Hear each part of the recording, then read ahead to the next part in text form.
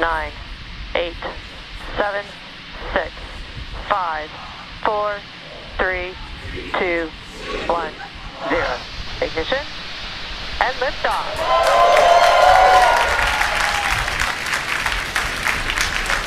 M1D chamber pressure normal. Pitching downrange.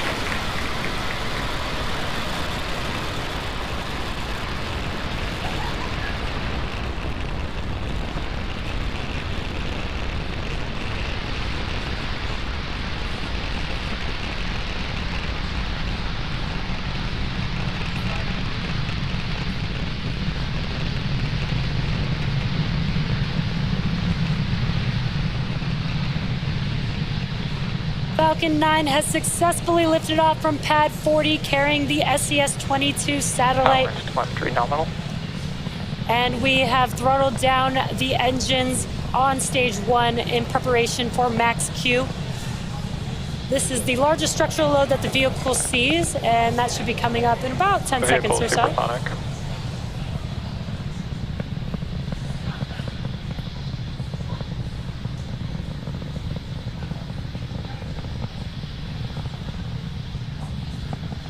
Max Q. And great news, the vehicle is now through the highest amount of aerodynamic pressures. So with that, we will have 3 events happening back to back. That will be MECO, stage separation, and SES-1. MECO stands for main engine cutoff, and that's where all 9 of the M1D engines shut down and slow the vehicle down in preparation for the next event, which is stage separation. And back chill.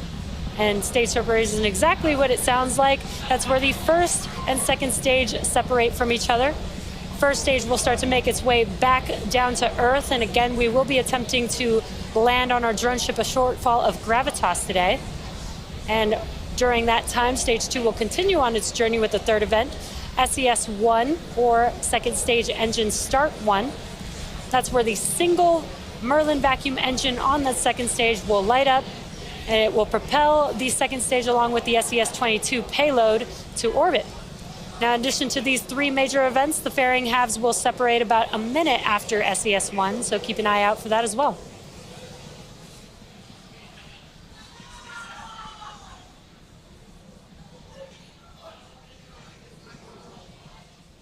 MECO. Stage separation.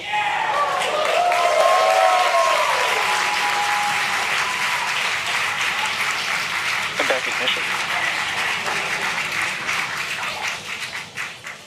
And some incredible views there on your screen. We were able to see MECO, stage separation, and on your right-hand screen, you could see that MVAC engine beginning to light up and glow that red color there. First stage on your left-hand screen, those grid fins are deploying. That is what helps guide the vehicle back down to the landing zone. And we do have fairing deploy coming up here in just under 10 seconds.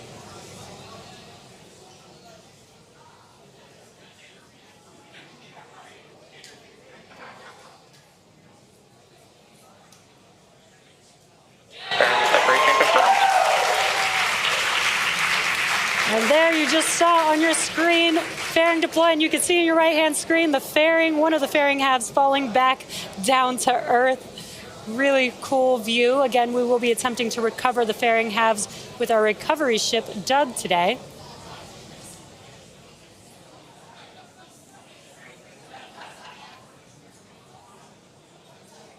Acquisition of signal, Bermuda. And just past T+4 minutes into launch today. In order to complete today's landing of the first stage, it will have a couple more burns to go. The next one will be the entry burn, and that's where 3 of the 9 M1D engines reignite. This helps to slow the vehicle down as it's re-entering back into the upper parts of the Earth's atmosphere. Entry burn is just under 2 minutes from now. It'll last about 25 seconds or so.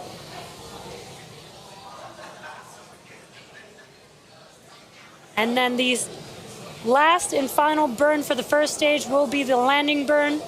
That is just a single engine burn. It's the Center E9 engine.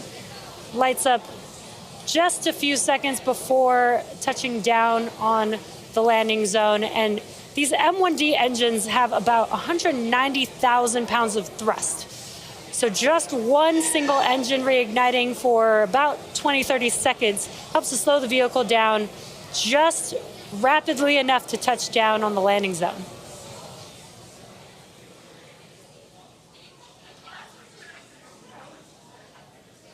Some really cool views on your screen. Again, on the left-hand side, what you're seeing is a view from the first stage vehicle as it's making its way back down to Earth. Your right-hand screen is a view on the second stage looking at our MVAC engine.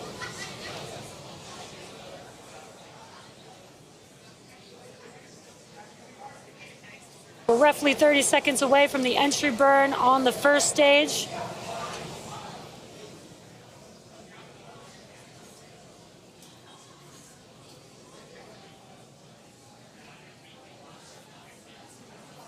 Stage 2 is still looking good on a nominal trajectory.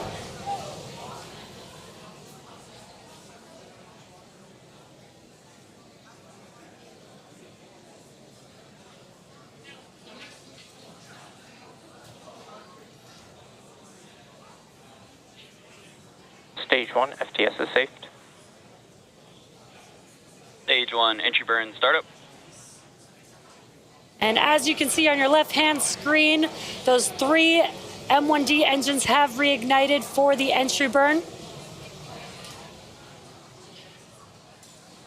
Again, just a short burn helps to slow the vehicle down as it's entering back into the upper parts of the Earth's atmosphere.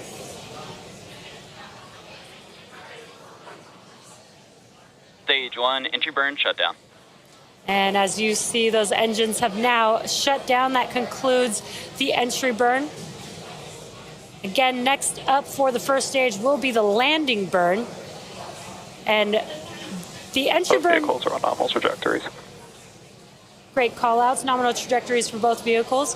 Now, the entry burn does help slow the vehicle down as it enters back into the Earth's atmosphere, but the atmosphere actually helps to scrub most of the velocity on the first stage. So that's why we can let it coast until we get closer to landing, and then we'll ignite that last engine for the touchdown just a few seconds before landing. Stage 2 is the terminal guidance. And we're just about 30 seconds away from the landing burn on the first stage, but we will have a couple events happening back to back. Stage 1 is transonic. First will be SECO 1, that is second stage engine cutoff 1 for the MVAC engine on that second stage. FTS is safe. Just a few seconds after SECO 1 will be the landing burn beginning.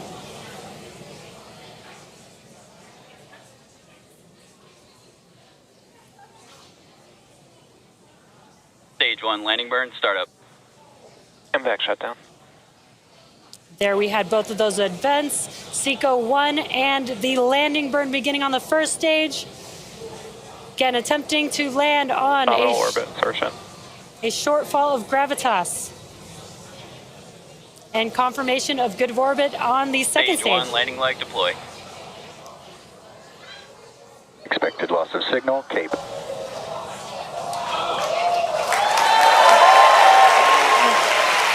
1, landing is confirmed. And what an incredible view. As you can see, Falcon 9 has touched down on our drone ship, a shortfall of gravitas. This landing marks the second successful landing for this particular booster, having supported previously the Starlink launch in May. It also marks our 127th overall successful recovery of an orbital class rocket, including both Falcon 9 and Falcon Heavy first stages.